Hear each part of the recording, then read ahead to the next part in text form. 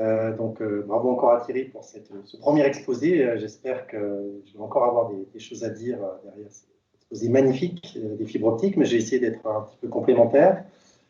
Alors, je commence à... J'ai structuré un peu cette présentation en trois parties.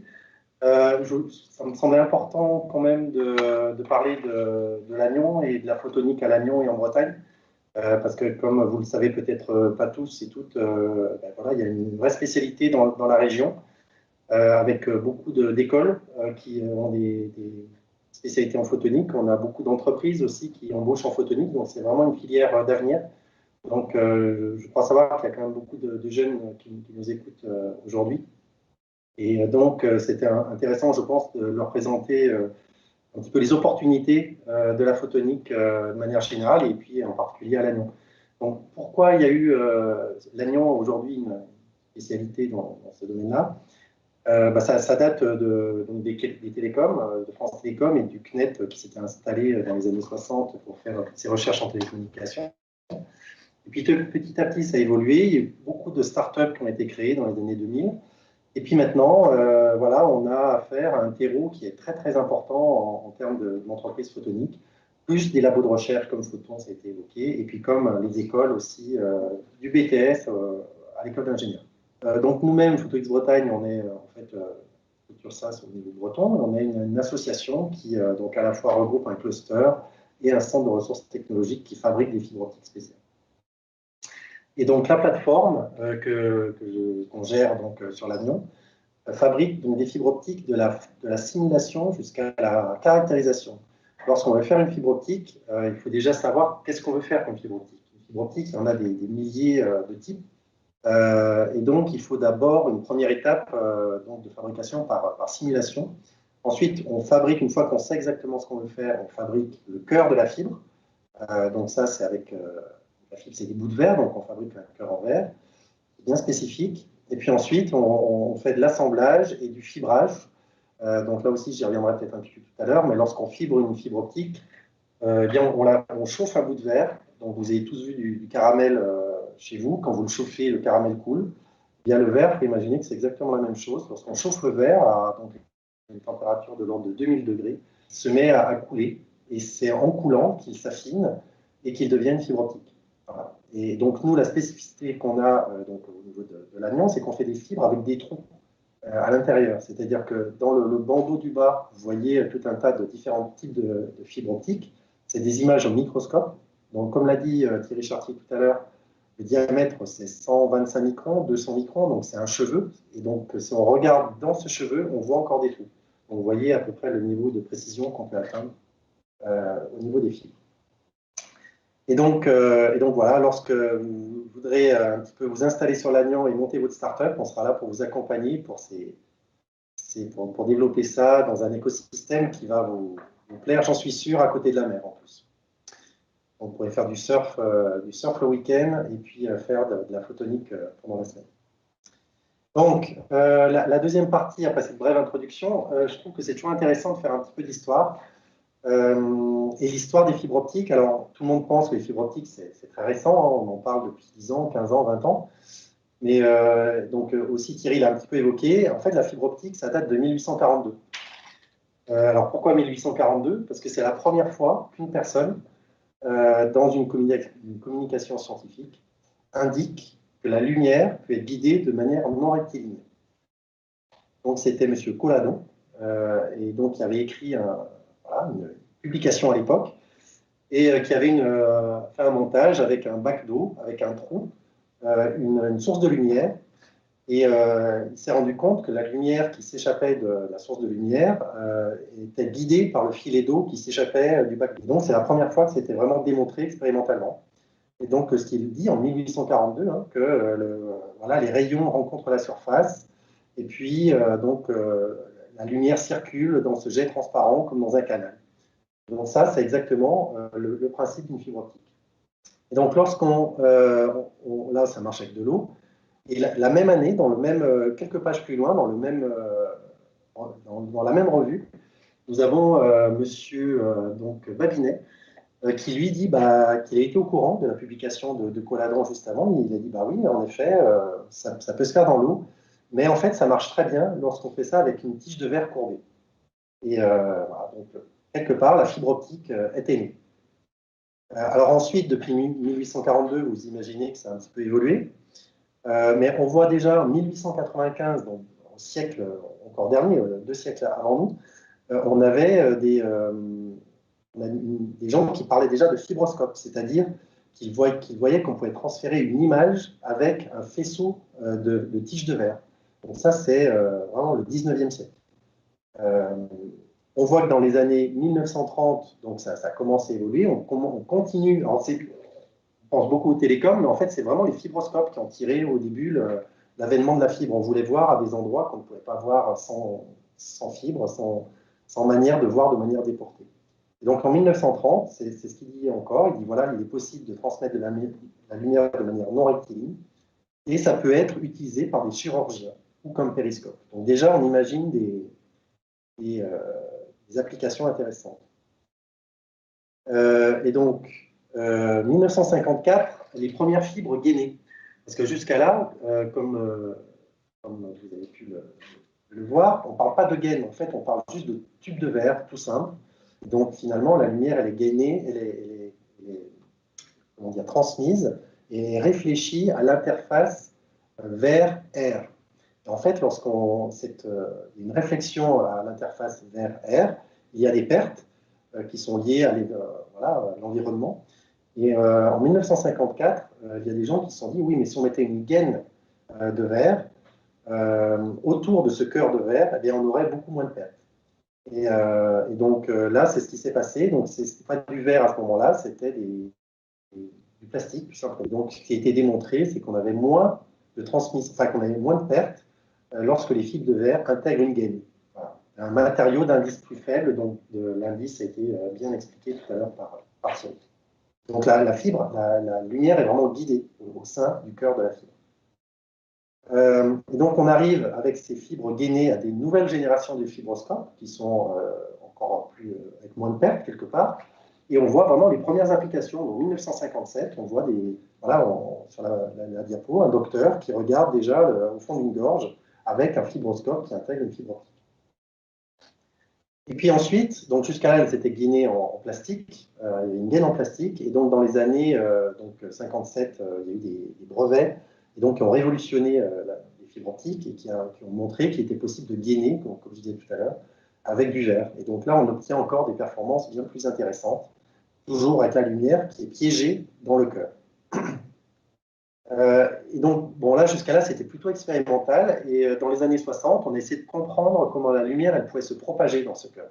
C'est-à-dire que la lumière, elle peut se propager de différentes manières. C'est-à-dire qu'elle peut être centrée, on va dire, au cœur de la fibre, au cœur du cœur, avec une distribution qui peut être, par exemple, gaussienne, avec beaucoup de lumière au centre du cœur et un peu moins de lumière au périmètre du cœur. On peut avoir aussi de la lumière qui se propage en lobe dans une fibre. On peut avoir une lumière qui se propage de différentes manières spatialement. Donc ça, a été très bien décrit par Switzer, en 1961. Donc c'est la première description un peu mathématique et physique de la propagation de la lumière dans une fibre. Et des modes en particulier. On parle justement de modes. Maintenant, certains ont entendu parler de fibres monomode, multimode. Les modes, c'est ça. C'est des façons qu'a la lumière de se propager dans une fibre optique. Et on peut d'ailleurs, on parlait de transmission tout à l'heure et de télécommunication, on peut aussi transmettre des données sur différents modes. Donc on peut, sur les fibres multimodes en tout cas. Voilà, donc on arrive, donc là on est encore dans les années 60, et qu'en 66, Charles Cao, alors lui, ça a été, comment dire, sa découverte, donc il a eu le prix Nobel d'ailleurs en 2009, et sa découverte en 1966, ça a été de dire que ce qui est important dans une fibre, c'est bien sûr le design, mais c'est surtout la pureté du verre. Et lorsqu'on a un verre qui est extrêmement pur, mais vraiment beaucoup plus pur que du verre de vitre, ça marcherait avec du verre de vitre, mais il y aurait beaucoup plus de pertes. Et lorsqu'on a un verre qui est extrêmement pur, eh bien la lumière, elle se propage avec beaucoup moins de pertes que lorsqu'on fait ça avec du verre de vitre. Et donc, c'est là que finalement, c'était l'avènement des télécommunications, parce qu'avec du verre de vitre, on peut aller à quelques mètres, avec du verre très, on peut aller à plusieurs kilomètres, donc plusieurs dizaines de kilomètres. Et donc, on en arrive à la description des pertes, finalement, entre 1960 et nos jours.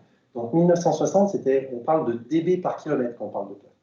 Donc, 1 dB, lorsqu'on dit 3 dB, 3 dB, ça veut dire qu'on perd la moitié. Donc, vous voyez, 1000 dB, ce qu'on perd par kilomètre, c'est énorme. En gros, au bout de quelques mètres, on n'a plus rien. Et en 2005, on est à peu près à 0,1 ou 0,15 dB du kilomètre. Donc ça veut dire qu'en 1965, on perdait 50% de la lumière après 3 mètres, alors qu'en 2005, on perdait 50% de la lumière après 20 km. Donc vous voyez que pour les télécommunications, ça a été une révolution. Et donc sur la fin, donc depuis 2005, il y a des réflexions aussi sur les fibres à cœur creux. Alors j'y reviendrai un petit peu tout à l'heure. Comme l'a dit Thierry, aujourd'hui les fibres sont plutôt à cœur plein, en silice, mais il y a des nouvelles générations de fibres qui sont à cœur creux. Alors ça va à l'encontre un petit peu de ce qu'a dit Thierry tout à l'heure, mais c'est une nouvelle façon de propager la lumière dans les fibres, et théoriquement, on peut descendre en dessous des pertes d'une fibre classique avec ces fibres à cœur creux. Et donc je peux quasiment déjà annoncer qu'en 2021, nous allons avoir des présentations, des publications scientifiques qui vont démontrer de nouveaux types de fibres qui vont avoir moins de pertes que les fibres qui ont été justement fabriquées jusqu'ici, parce que c'est des fibres qui sont fabriquées avec une autre manière un autre type de fabrication. Donc, ce n'est pas encore, bien sûr, les fibres qu'on verra arriver chez nous, parce que c'est des fibres qui coûtent extrêmement cher, mais c'est, voilà, pour l'aspect scientifique, c'est quand même intéressant de savoir qu'on peut encore descendre en termes de pertes. Donc, sur les fibres microstructurées, donc, ce qui est un peu notre spécialité au niveau de l'anion. Donc, juste un petit rappel, hein, mais je pense que vous l'avez compris depuis le début de la présentation et de celle de Thierry. Une fibre standard, il y a un cœur dans lequel la lumière se propage. Il y a une gaine optique, donc, qui est souvent en verre, donc, qui piège la gaine, qui piège la lumière dans le cœur.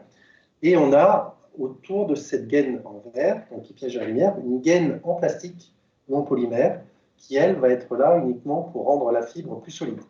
Si on avait une fibre elle pourrait très bien fonctionner avec juste un cœur en verre et une gaine en verre, sauf que lorsqu'on la manipulerait, si on la manipulait, elle casse assez facilement, elle est beaucoup plus fragile. Alors, du coup, on rajoute une gaine en polymère sur ces fibres-là, et puis bien sûr, derrière, on met ça dans des cordons, dans des câbles, etc. Donc, lorsqu'on voit un câble, ne serait-ce que sous-marin ou un câble qui arrive chez vous, ça paraît assez gros, mais le cœur, c'est toujours le même, et c'est toujours un cheveu de verre qu'on a protégé de différentes manières pour que ça ne casse pas.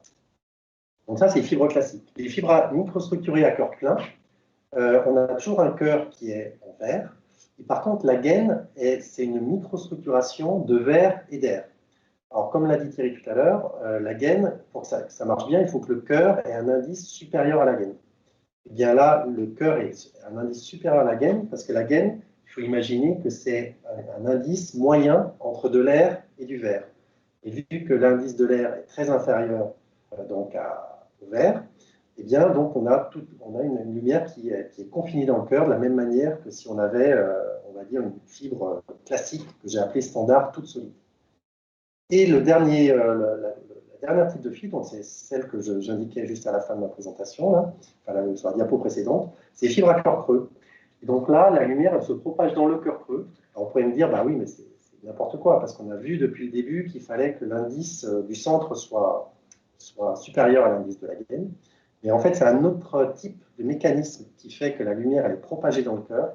Et là, il faut imaginer que la lumière, elle est piégée dans le cœur parce qu'elle est réfléchie contre ce réseau verre et air qui l'entoure. Donc là, c'est plus piégé par réflexion dans le cœur. Pour faire simple, hein, bien sûr, c'est un petit peu plus compliqué, mais il faut plus l'imaginer comme ça. Alors que dans les fibres classiques, elle est plutôt piégée, on va dire, par confinement. Voilà. Alors ensuite, la fabrication des fibres, donc je l'ai un petit peu évoqué tout à l'heure déjà, j'étais un petit peu en avance.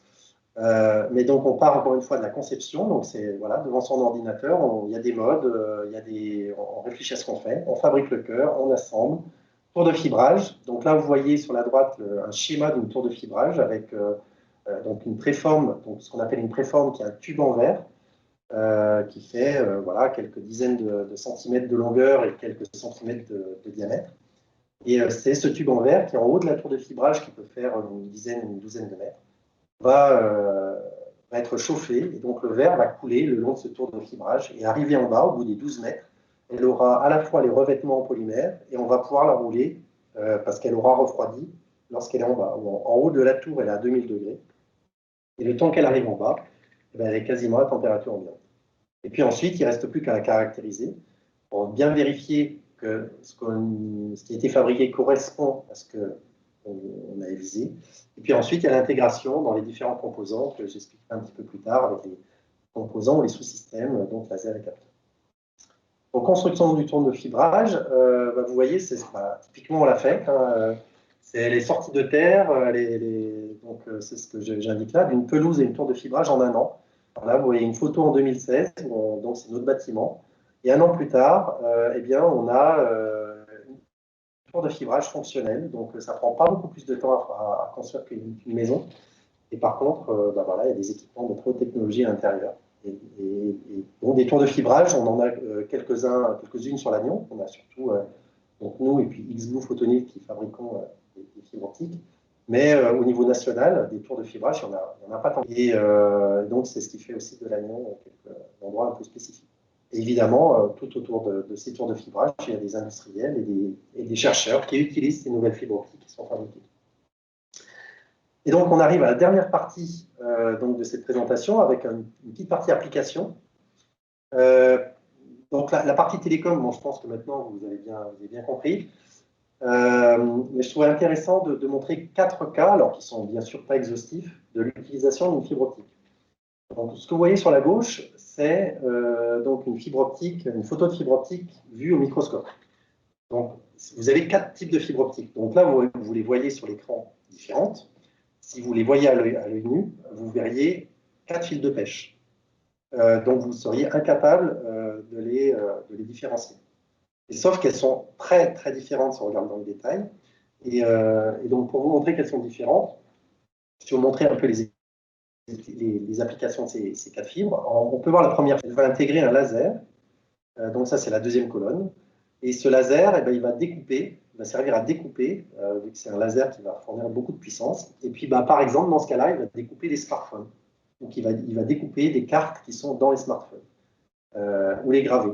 Donc ça, c'est à partir d'une fibre, c'est le cœur du laser, on va pouvoir découper et graver des smartphones. La deuxième fibre, elle va intégrer ce qu'on appelle un gyroscope, un gyroscope qui va intégrer une centrale inertielle. Donc ça, le gyroscope, ça sert à se positionner, à connaître son positionnement, à connaître ses variations de position, l'inclinaison, etc. Et donc, par exemple, ça peut permettre à un bateau de mieux se positionner, de mieux maîtriser sa position et sa trajectoire. La troisième fibre va intégrer, donc on est sur la troisième ligne, va intégrer un autre laser. Et là, ce laser, il va intégrer un banc ophtalmologique qui va permettre de réparer un œil. Donc voilà, je pense que vous êtes tous au courant qu'on peut, lorsqu'on va chez l'ophtalmo ou dans une clinique plus particulièrement, on peut avoir des maladies de l'œil qui sont réparées avec un laser qui est évidemment très différent du laser qui découpe les smartphones, parce que là, si on met un laser qui découpe les smartphones dans l'œil, là, vous n'en avez plus. Donc, il faut évidemment bien choisir le laser, mais c'est bien sûr sans danger, parce que tout ça, c'est bien calibré et les gens sont habitués. Mais voilà, c'est aussi une autre application du laser. Et la quatrième ligne, c'est une fibre qui intègre un autre laser qui, lui, va intégrer un lidar, ce qu'on appelle un lidar, et ce lidar, dans ce cas-là, va mesurer la vitesse des vents proches des éoliennes. Donc tout à l'heure, il y avait une question sur l'énergie, par exemple. Je ne sais pas si c'était lié à ça, mais on peut prendre la question sous cet angle-là. Typiquement, ce laser-là va mesurer la vitesse du vent dans un champ d'éoliennes et potentiellement, les éoliennes peuvent s'adapter à la vitesse et à la direction du vent et on peut maximiser le rendement des éoliennes de cette manière-là. Donc voilà, donc, encore une fois, ce n'est pas du tout exhaustif, mais ça vous montre un petit peu les différentes gammes d'applications. Donc, en fait, pour résumer, finalement, il faut voir que la fibre, il y a 3 applications. Et je pense qu'on peut vraiment ranger la fibre selon ces 3 applications. La première application, c'est de voir la fibre comme un guide de lumière. Donc, c'est l'application transmission. Donc ça, c'est les télécoms. c'est les fibroscopes, c'est la lumière qui se propage d'un endroit à un autre.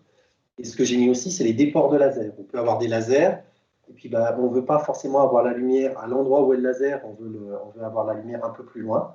Eh bien, il y a une fibre qui va transporter la lumière du laser vers un peu plus loin. Et donc ça, c'est un émetteur, une fibre optique qui transmet la lumière, et derrière, un photodétecteur, ou alors, si on veut usiner quelque chose, une pièce que l'on veut usiner. Donc ça, c'est la première application. La deuxième application de la fibre, c'est ce qu'on appelle un transducteur. Donc ça, c'est pour les applications capteurs. Alors, dans les télécoms, comme vous imaginez, ce n'est pas du tout ce qu'on veut. On veut que la lumière en sortie de la fibre, elle soit exactement la même que la lumière en entrée de fibre.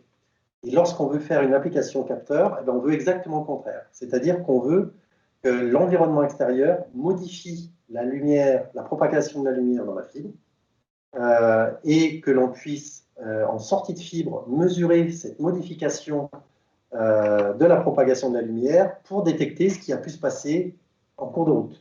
Alors, on peut se dire, bon, bah, il faudrait quand même quelques exemples concrets. Et donc, c'est quelque part assez simple à trouver. On sait tous qu'il y a des ponts qui existent et des ponts potentiellement qui peuvent s'effondrer.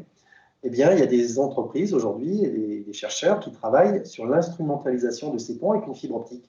Et lorsqu'on va avoir le pont qui va commencer à bouger, eh bien, on va avoir un signal. Donc, on a une fibre optique, donc toujours un laser, une fibre, un détecteur. Mais lorsqu'on va avoir le pont qui va un petit peu bouger, eh bien, le détecteur qui va être la fibre va émettre, entre guillemets, un signal, c'est-à-dire la lumière va être propagée de manière différente. On va pouvoir détecter ça en sortie, on va pouvoir dire, oulala, là, il y a un problème sur le pont, il faut rapidement qu'on coupe la circulation et qu'on regarde ce qui se passe. Donc, il y a par exemple l'agroalimentaire, pareil, on peut faire des mesures en mettant des capteurs à fibre optique dans des liquides, par exemple, dans du lait ou dans autre chose, pour voir s'il y a des traces de pesticides ou s'il y a des choses comme ça. On peut, bien sûr, il y a le spatial, avec des fibres qui peuvent aller sur des satellites, qui vont permettre de mesurer voilà, l'orientation des panneaux, qui vont pouvoir mesurer le vieillissement, etc. On peut aller sur le nautisme. Pareil, on a vu dans le Vendée Globe qu'il y a des bateaux qui se crashent parce que la coque vieillit quelque part. Bah, de la même manière que les ponts, si on avait eu une fibre optique sur le bateau qui se casse en deux, eh bien, on avait potentiellement la possibilité de prévoir le fait que la coque se casse juste en analysant voilà, la modification de la lumière, la propagation de la lumière dans la fibre. Donc ça, c'est la deuxième application des fibres qui est vraiment très, très importante et qui prend de l'ampleur aujourd'hui. Et puis la troisième application des fibres, c'est le laser. Et donc quand on dit le laser, on ne parle pas de déport de laser, comme j'ai dit tout à l'heure, mais c'est vraiment au cœur du laser. Et donc, ce qui se passe, c'est qu'on a des fibres qui sont un peu spéciales. Elles sont dopées aux terres rares. Donc, pour ceux d'entre vous qui sont un petit peu chimistes, ils peuvent savoir que voilà, des terres rares, il y en a un certain nombre. Et celles qu'on utilise beaucoup dans les fibres, il y a l'herbium, par exemple, l'ytterbium, le thulium. Donc, typiquement pour l'herbium, lorsqu'on a une fibre qui est dopée herbium, et lorsqu'on envoie une source d'énergie dans cette fibre-là, eh on va avoir une amplification de la lumière dans cette fibre dopée herbium. Et donc, grâce à cette amplification de la lumière, on va pouvoir générer un laser. C'est-à-dire que là, dans le schéma qu'on voit sur l'écran, on a ce qu'on appelle une cavité. Donc, on a la lumière amplifiée qui va se réfléchir dans cette cavité d'un côté et de l'autre, d'un côté et de l'autre. Et à chaque passage, elle va se réamplifier. Et au bout d'un moment, on va avoir une sortie de cette puissance laser extrêmement pure et qui va sortir du laser, qui va permettre, comme je disais tout à l'heure, à réparer un œil, à découper de la tôle. Il y a aussi des applications en défense avec l'arme laser, qui est aussi un sujet qui est en ce moment voilà, étudié dans différents pays. Il y a la mobilité. Je parlais tout à l'heure des lidars pour mesurer la vitesse du vent près des éoliennes, mais les lidars, c'est aussi les voitures autonomes.